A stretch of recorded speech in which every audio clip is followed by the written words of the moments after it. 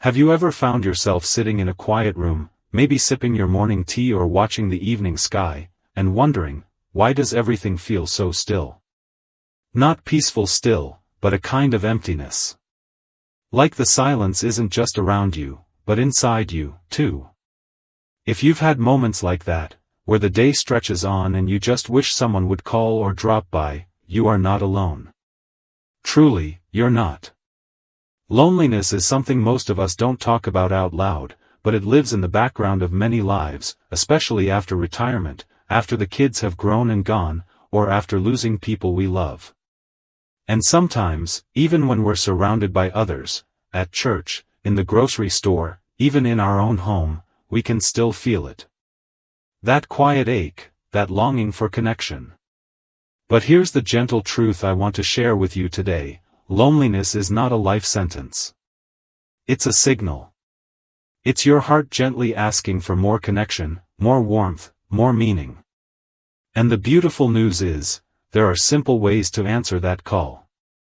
In today's video, we're going to explore 5 gentle, easy-to-do ways that can help you feel less alone and more truly connected, starting today. These aren't dramatic, overwhelming steps. You won't have to change your whole life. But each one of these small choices can open a door, make space for new connections, and bring more companionship into your days. And yes, they really do work. So, if you're someone who values feeling emotionally healthy, wants to make the most of this stage in life, and believes in the power of meaningful connection, I'd love for you to give this video a like, share it with someone who may need to hear it too, and click subscribe. I'm on a little mission to reach 1,000 subscribers so I can keep sharing more heartfelt and helpful content like this. Thank you for being part of that journey with me. Now, let's start with the first way to feel less lonely, and this one might surprise you. It's not about going out or joining a group. It's something quieter, more personal. It's about reaching inward before we reach outward. Start by becoming a better friend to yourself. That might sound strange at first, but hear me out. Many of us spend a lot of time reflecting on the people we miss, or the relationships we wish were still around. And while that's completely natural, it can sometimes cause us to overlook the one person who is always with us, ourselves. When was the last time you checked in with yourself, not with judgment, but with kindness? Ask yourself how you're really doing. Or did something just because it brought you joy? Being kinder to yourself might look like writing in a little journal at night, just a few lines about your day. Or taking a slow walk and listening to the birds instead of your usual list of worries. Or treating yourself to that small pleasure, a slice of pie, an old song you love, an extra 10 minutes soaking in the warm tub. The point is to create small rituals of self-connection. Because when we are present with ourselves, we naturally feel less alone. And, perhaps even more importantly, we begin to radiate something warm that others are drawn to. When we value our own company, it opens the door to others valuing it too. That brings us gently to the second way to ease loneliness, something I call the one smile invitation. It's simple, but powerful. Whether you're at the library, a store, or just out for a walk, try offering a warm smile to one person a day. No expectations. Just a smile. You'd be amazed how many people are longing for the same thing you are, to feel seen, to be acknowledged, to share a tiny moment of connection. And a smile is a universal invitation. It says, I see you, and I'm open. Now, I know not everyone will smile back. Some folks may be caught up in their own thoughts.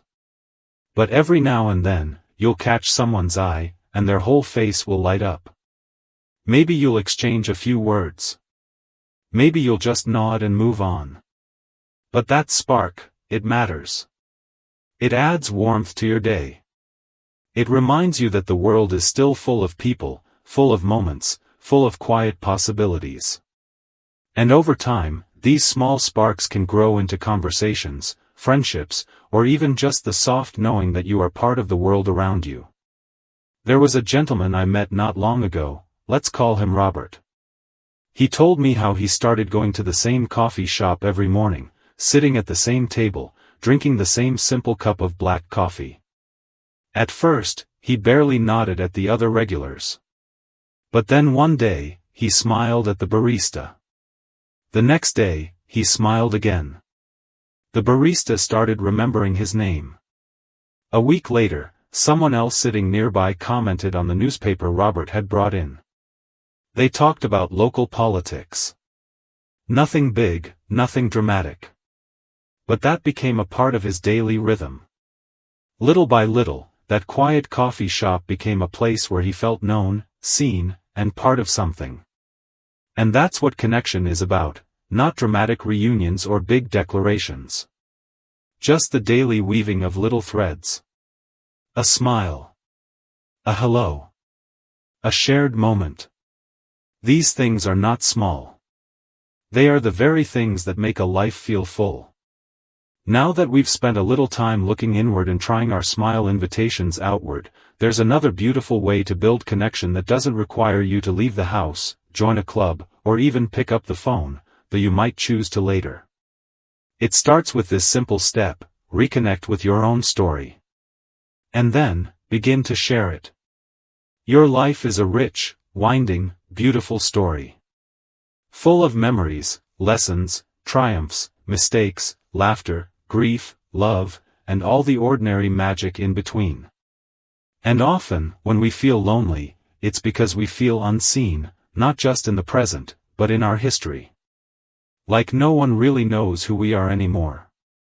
That's why storytelling, especially about your own life, can be so healing. You might start by pulling out old photos, or writing letters you don't intend to send, just to remember the feelings. Or you can share stories with a grandchild, a neighbor, or even a community group online. There are places where people gather to tell stories, whether through Facebook groups, local writing workshops, or even your church newsletter. When you share your story, something powerful happens. People remember you, reflect on their own stories, and sometimes, they respond. They ask questions. They relate. And that can be the beginning of something new. It's not about trying to impress anyone or make yourself sound grand. It's about simply saying, "This is who I am. This is what I've seen. This is what I've felt." And sometimes, that's all it takes to touch someone else's heart, and make your own heart feel a little less alone. So now that we've taken a gentle journey into the heart, into the world of smiles, and into the richness of your own story.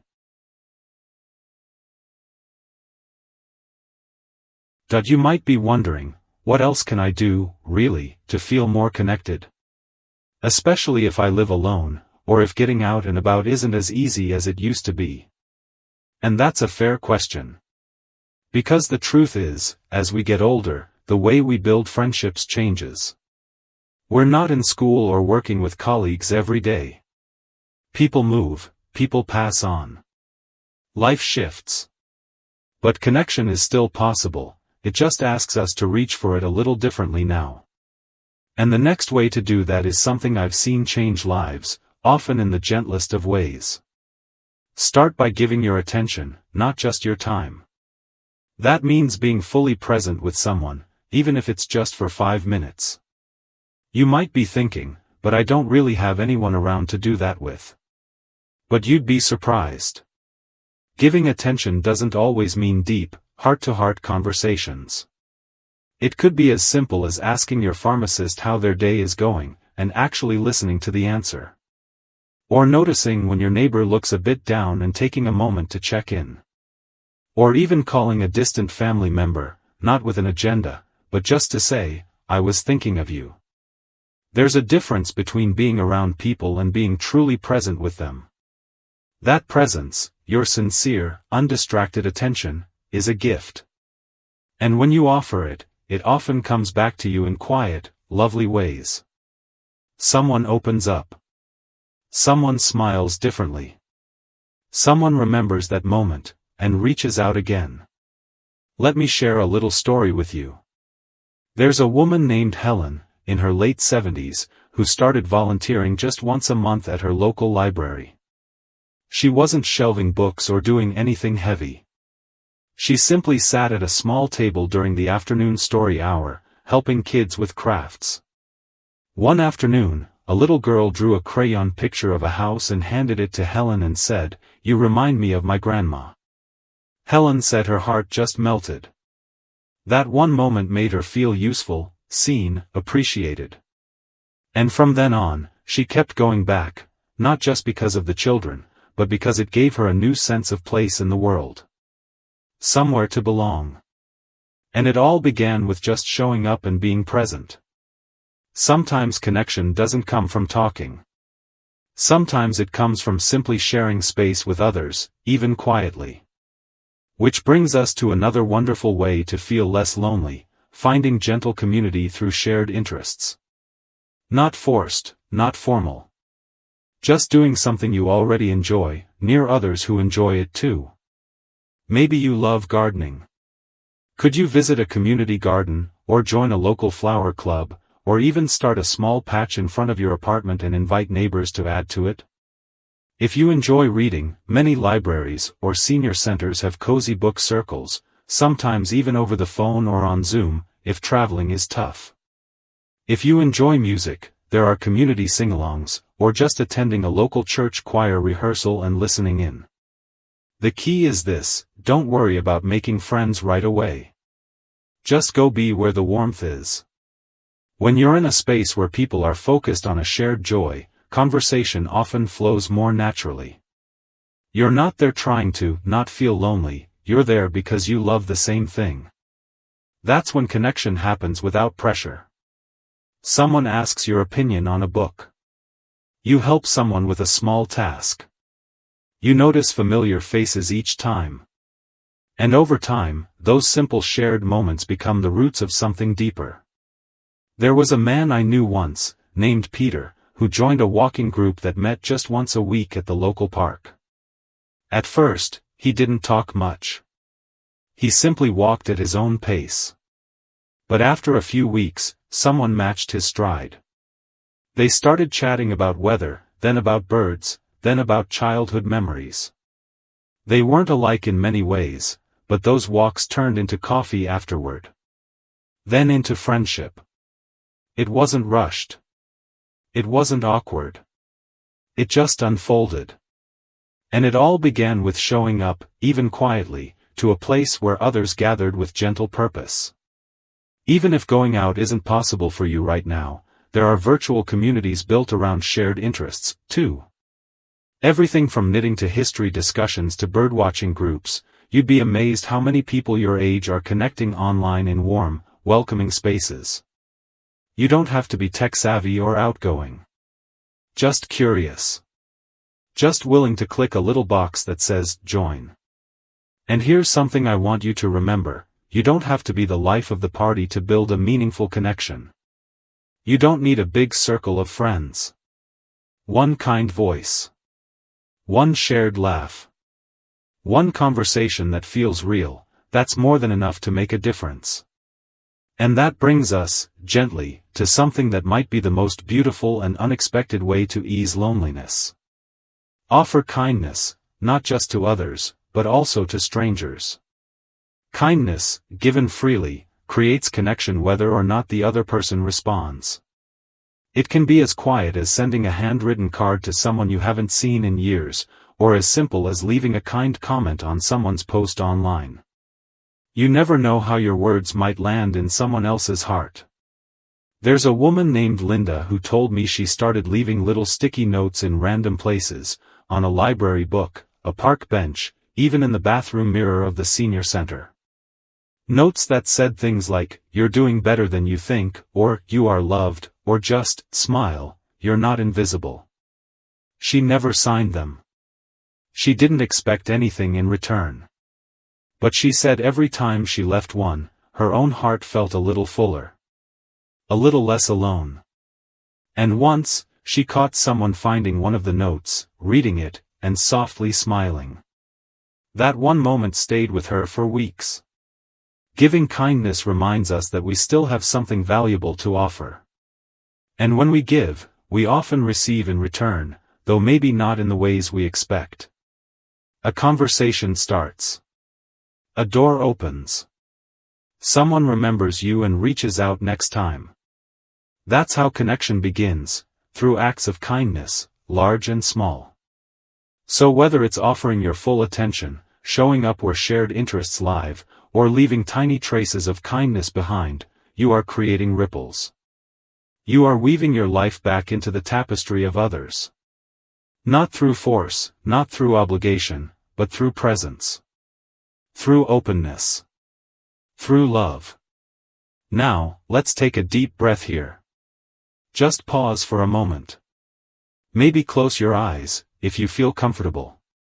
Think of one moment in the past week where you felt connected, truly connected, to another person, even in the smallest way.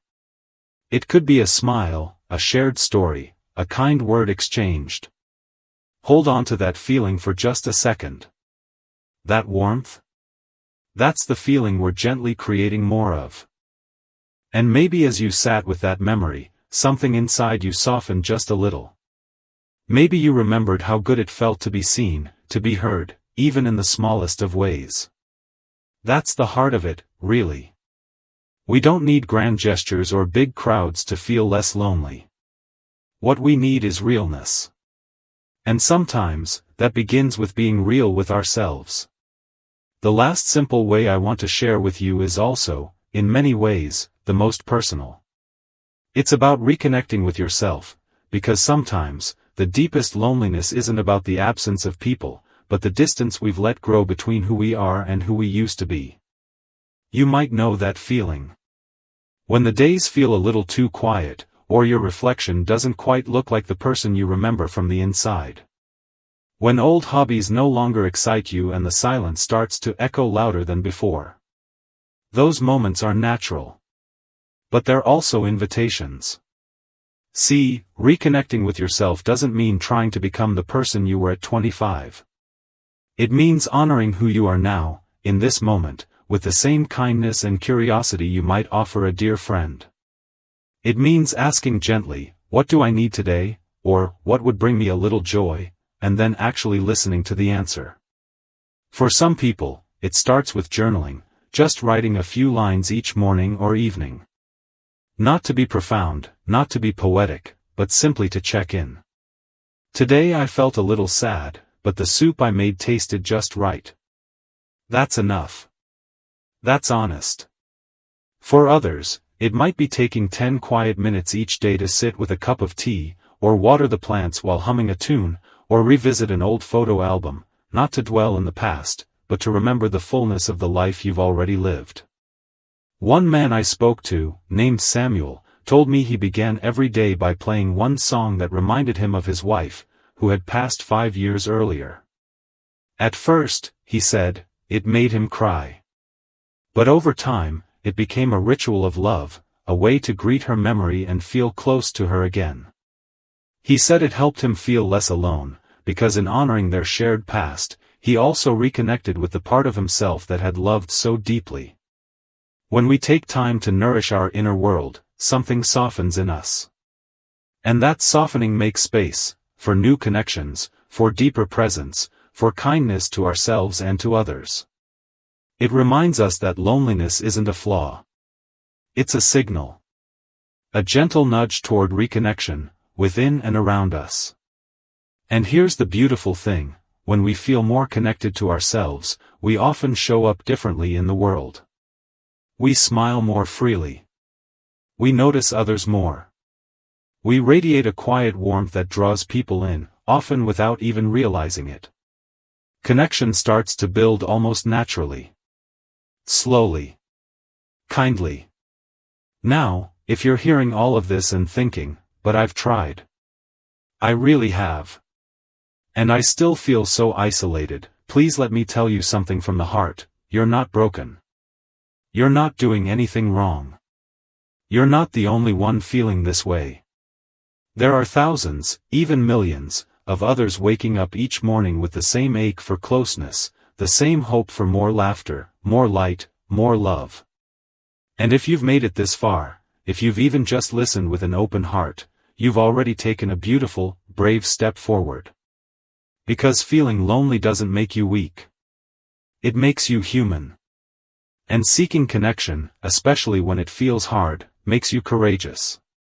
Each moment of reaching out, whether it's calling someone, joining a group, or simply being present with yourself, is a quiet act of strength.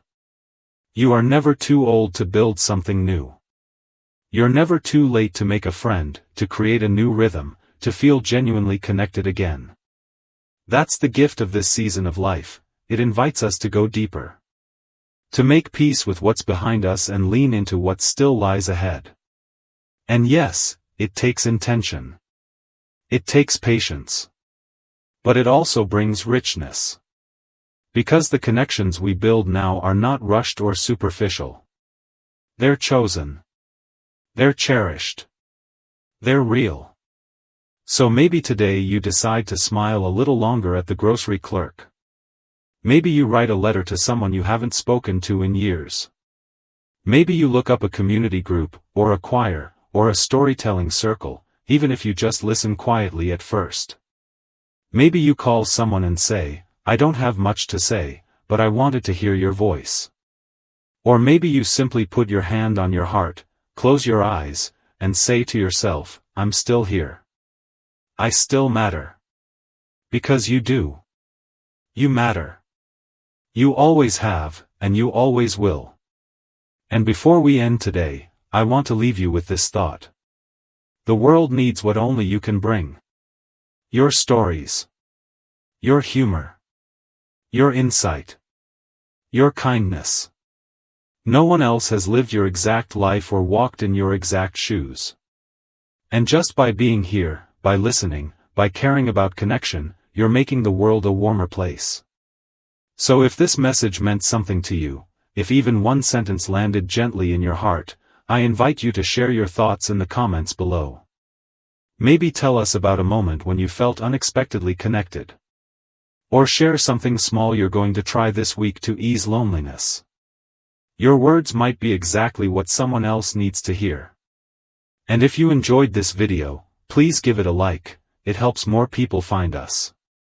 And if you'd like more content like this, about living well, staying emotionally healthy, and finding peace and purpose after 60, consider subscribing.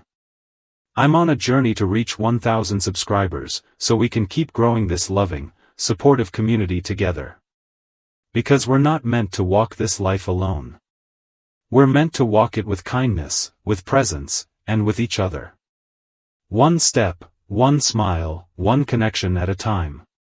Here's to living your best life, at any age. You deserve it.